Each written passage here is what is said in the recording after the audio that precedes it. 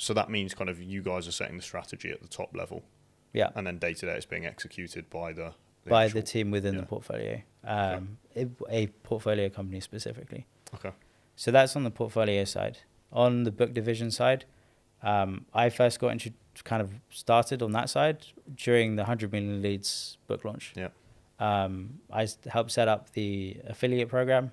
So we scaled from 0 to like 29,000 affiliates. Wild. Within 6 weeks. Worked very close with the agency that we brought on to run the ads. And then I was heavily involved in the emails. So the kind of countdown sequence, the whisper, tease, shout method that we deployed across all channels to Alex's live event. Okay. And was that the first time that Alex had really activated email? Yes. Okay. Yeah. Well, prior to that, we'd probably only sent like 2 emails where maybe Alex had created a really good YouTube video that we just wanted to share with the list. And then outside of that, it just kind of sat there. Okay. So how was, I guess, first off, what was the reason for activating it for the book launch, and what were the results like? Yeah. So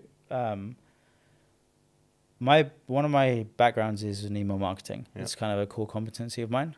I would say when it comes to a launch, I love building launches around email, like essentially building a hot list and then launching to the hot list. Mm-hmm. And so email is one of the easiest ways to do that from a marketing standpoint, where you can build an engaged list of people to launch something.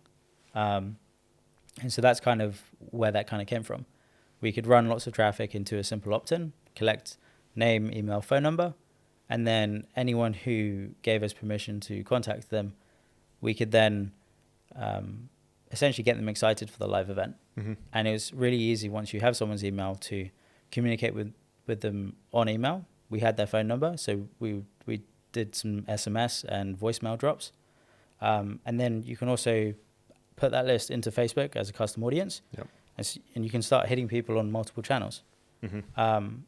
And you can be very intentional with the message that shows up on people's feed. Okay. Can we talk at a super high level about kind of the results of email for that? Yeah, I would say, yeah, absolutely. So, we registered over like 560,000 people within that 6-week period. We had, we say 500,000 people registered, but after the dust had settled, it was actually closer to 560,000 or like 580,000, somewhere in that ballpark. Email-wise, I ran that launch according to KPIs.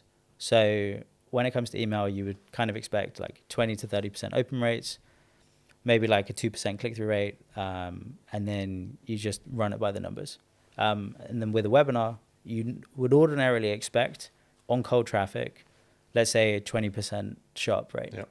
And so nominally, if we had 500,000 people registered, 20% show-up rate, you're looking at like, what is that? 100K. 100,000 minimum people.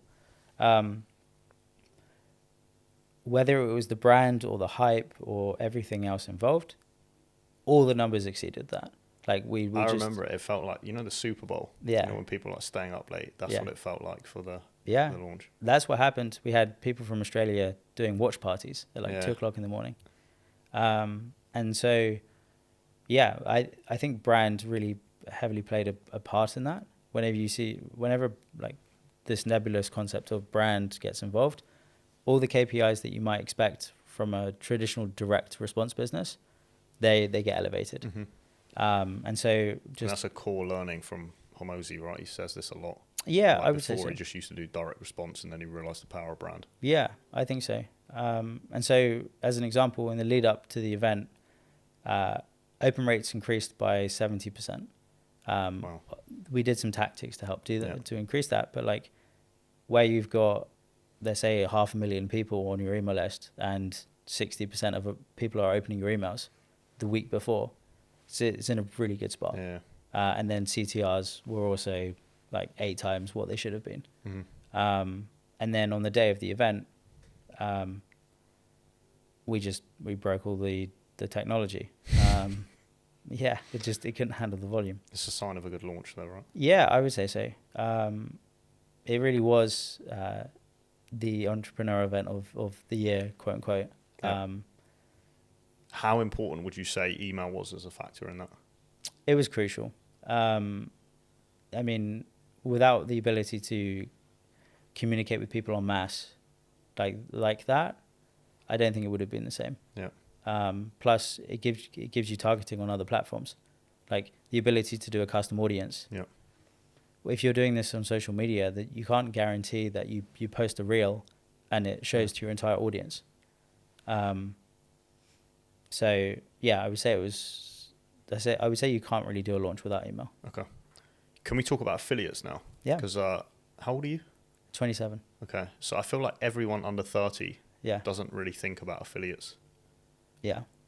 And I know a lot of the older guys absolutely crush it with affiliates. Yeah. Can you just talk to, at a super high level, your kind of background in the space and what you guys did for the launch with affiliates? Yeah. So it's worth noting, I hadn't really done much with affiliates prior to the launch. Yeah. When the big idea for the launch was we were going to use all the methods in the book to get leads for the event. And one of the methods was affiliates. So as the person or a person involved in marketing the event, I had to brush up on essentially everything that we were going to do. And affiliates was one. So what I did is I basically did a masterclass or a crash course in how to do affiliate marketing. I watched all the interviews I could get my hands on. I found out who was the best in the space. And then I just did the 80-20 of what made them good, what were the principles, and how could I employ that myself. What is the 80-20 with affiliates? Yeah, so broadly speaking, you break it into two areas. You break it into affiliate acquisition, how to get affiliates on in the first place, and then affiliate management. And it's all well and good signing all these people up to promote your stuff, but if you don't know how to manage that, people are not going to really promote for you. Like, you have to ask. And so the way to get the most out of your affiliates is you gamify the process. And again, you want to use the 80-20 rule.